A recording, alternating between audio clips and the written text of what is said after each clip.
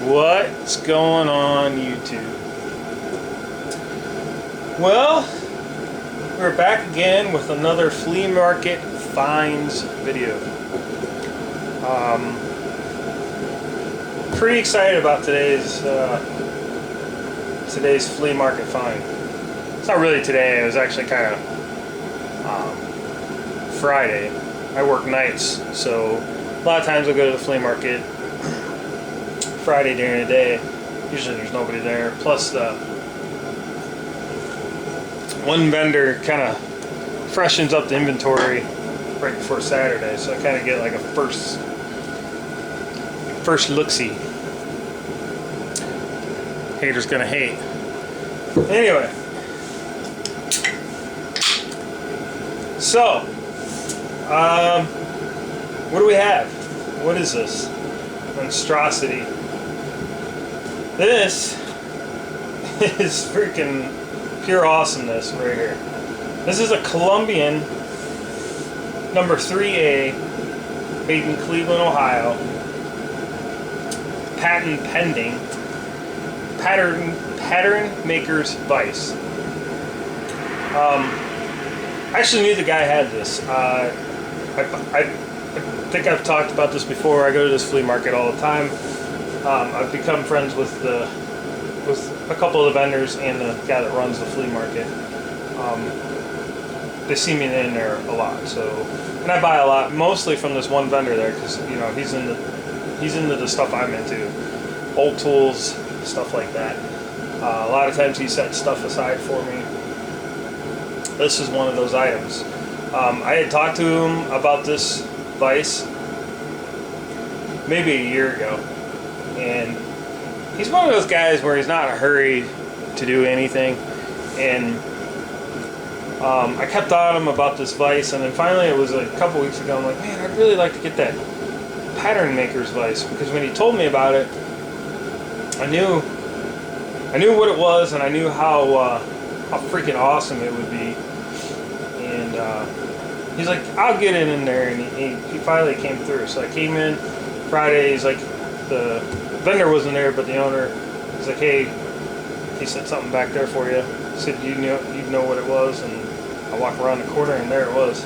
This thing's a monster, guys. This all right, so let me back up a little bit. Pattern maker's Vise. This thing's over 100 years old. Back in the day when you needed something made,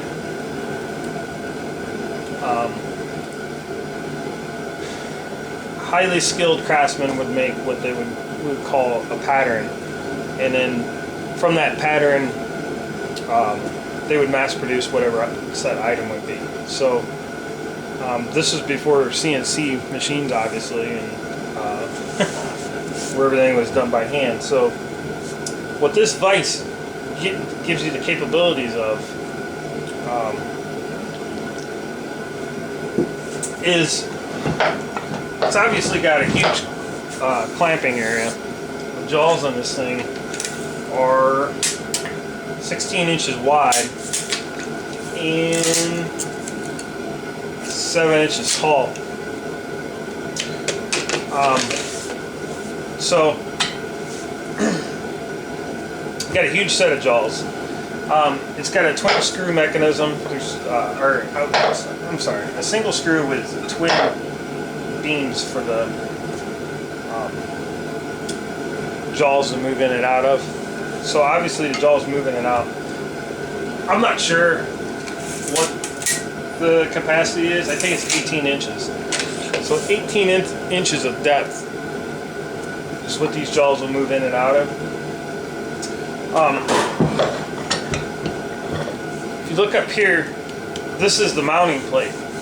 So this mounts flush to the top of your bench. And then this swivels or moves 90 degrees. It's like a hinge. So the whole jaw, once it's mounted, the whole jaw, I'm not going to pick this thing up, it's so heavy, but the whole jaw will rotate 90 degrees. So now you have a flat mounting surface, you know, I'll use it as a press or whatever, clamping mechanism. it'll tilt 90 degrees. Now this is missing a piece. There's a mechanism that mounts to the side to this hole, and then there'd be another mount over here that would mount under the bench, and there'd be a bar, so that when you tilt this whole head assembly, you can lock it into whatever position you want, from 90 to 0, so 45, 30, whatever angle you want to lock it in. I'm gonna have to build something to be able to use that feature. Shouldn't be too difficult. It's a pretty simple setup, and it'll be underneath the bench, so you're not really gonna see it. It's not gonna take anything away from the aesthetics of how cool this vise is. The other neat feature about this vise is the whole head of the vise rotates 360 degrees. So once this is mounted, I can then rotate this whole head 90 degrees and use the thinner jaws if I want, or whatever angle or whatever degree I want in between. It'll just keep spinning around and around. Very solid vise, man. This thing is like a grill vise to me. Like if you were to ask me if you could just have one vise, what would it be? And I'd probably be tough, but I'd probably say this one. I mean, this thing will do so much. If you're interested in more about pattern makers vices, another very popular brand, more in demand probably than the Colombian, is the Emirate Vise. Very similar design. The Emirate Vise does have one other feature where the front jaw actually pivots different angles to hold angled pieces. This one doesn't, but nevertheless, I'm completely satisfied with this. There's not too many situations that I've been in where I need to be able to tilt my face and my jaws. You can just put a wedge in there or something if it needed. It also has these sweet dogs. I'm surprised they're all here. They were stuck in there. I had to use a little bit of Crayola oil to get them loose. They're going to take some more cleaning up to move in and out freely, but they're all there, and they will go flush with the head, so they're not sticking up above the bench. But if you want to use them to say, let's say you have dog holes in your bench, you could clamp a piece of wood between this jaw and that whatever they call them, dog legs. I can't remember what they call them. Anyways, it's all there. It's all functional. It does need cleaned up. I will be cleaning this thing up. I'm probably going to paint it. I mean, there's no probably about it. I'm going to paint it. I'm going to try and paint it the same green as my other vices. I need to figure out the paint for that, and then get this thing cleaned up, sanded, and painted. Just super cool. The thing's like, I don't know. Gotta be every bit of 60 pounds, maybe more. It's a monster. I'm gonna mount it to this bench that you guys always see in my videos. This is my main bench. We're gonna be making some changes to this bench. I'll talk about that in another video. I was gonna do another video on this workbench. I've had it for a couple years now. I built this.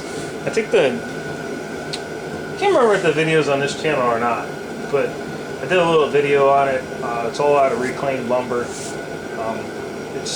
It's super stout. You put a V8 engine on top of this thing and it wouldn't go anywhere. This thing's crazy heavy, heavy duty. But anyways, then make a couple changes to the bench. Get this mounted on the tail, so that I have a nice tail vise on the end, and get it to where I can use it, because I want to use this thing. I'm excited about it.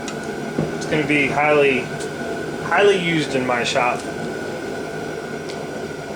I can just imagine now, like, octagon and an axe handle. You just clamp it in there and go to town on it. Anyways, that's not all I picked up. It was pricey. It was 150 bucks, which is $50 cheaper than he told me he was going to ask for it. It's on the high side, but you know, Ohio's strange. I think I talked about this before, but Ohio is strange with the price of vices. For some reason, they're really expensive in Ohio. I don't have no idea why, but you know, if I went to buy this on eBay, I don't know what I would get it for. Probably not much cheaper than what I paid for it, and then I'd have to ship it. And the shipping would be every bit of $70 in this thing. I just shipped those other vices here, and for the two of them, it was just over $100 to ship them. So like 45 and 65. I can't remember what the breakdown was, but I mean, this thing would be every bit of $75 to ship it. So I'm not too terribly upset about the price I paid for it. I don't ever plan on selling it, so that doesn't matter to me. I've talked about this in my axe videos. You know, an item's only worth what you're willing to pay for it, and that's what I was willing to pay for it. So that's what it's worth.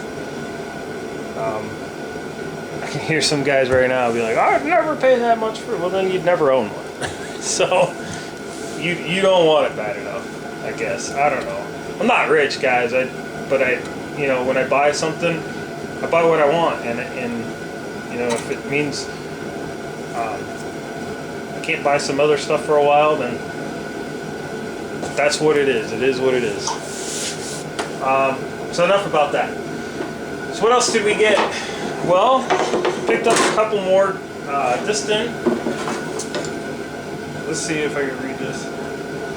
D23s, and one of them, this one's an 11 tooth per inch. Oh, you can't see that. All right, back this up.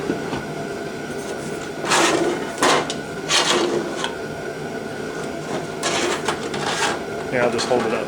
That one's an 11 per inch, 11 tooth per inch crosscut saw. And this one's another crosscut saw, but I'm not sure how many teeth per inch it is. I think it's less. It's probably like 7 or 8. Anyways, they still had. Oh, you can see that. They still have the logos on them. So I thought that was neat. I've been collecting some of these old saws. I don't know a lot about saws, so I just buy the nice ones when I see them. I used a couple of them too. I mean, they work pretty good. Someday I'm gonna pick out my favorites, clean them up, and sharpen them, and all that stuff. Picked up another Satnley low angle block plane. This one's pretty nice. It's got a sticker on it, so it's not that old. It says Satnley, made in the USA, but it's got an adjustable throat, and it is the low angle. Oh, it probably has a number on there. This says made in USA, but I'm not sure what number it is, but it is the low angle block plane. I know some of these have higher angles. This one's a low angle. I thought that was a nice little block plane. $5. Can't beat that. The saws were $5 each. Look at this big boy. Oh yeah. I have a thing for the plumb hammers. Well, any hammer that you can read the name on, I usually will pick up. It's a sweet little plumb ball peen. I have a bunch of these miniature hammers now. I don't use them very often, but I don't know, they come in handy for some things. Could pass it up though. It was $5 and it's a plumb. Good old American made. And then this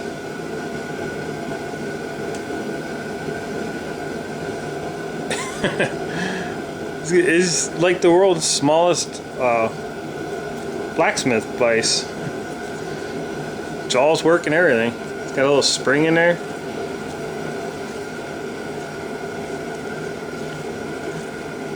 I'm not sure what it was for, but maybe a jeweler's. maybe a toy. I thought it was cool though. I had to have it. Thing's tiny. Not sure where I'll put this yet, but I think that was $7. It's pretty sweet. That's it. That's it for this week's haul. I wasn't even gonna go up front. They have like an antique store in front of this flea market. That's where I got all this stuff. I wasn't even gonna go up there after I purchased this, and I was like, better check. And I was able to pull these few items out of there. I don't know. It's hard for me to walk past something like that for $5. Just love these little block pines. I was actually using one the other day, one that I purchased earlier that was pretty much new, but I'll save that for another flea market find video. I don't want to spoil you guys and give you too much in one video, plus these things will get too long and then you won't watch them. Anyways, thanks for watching, guys. Stay tuned for more flea market finds, and I got some other projects coming up. I promise you I'll get my camera rolling for some of this other stuff I got going on.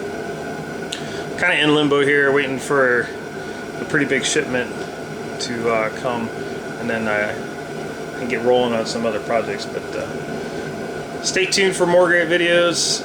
Click the thumbs up and remember to subscribe down below if you like the videos I'm putting down, and leave comments, guys. I love the feedback. It's pretty cool when somebody makes a comment on your video. Get a little conversation going back and forth. So until next time, we'll see you.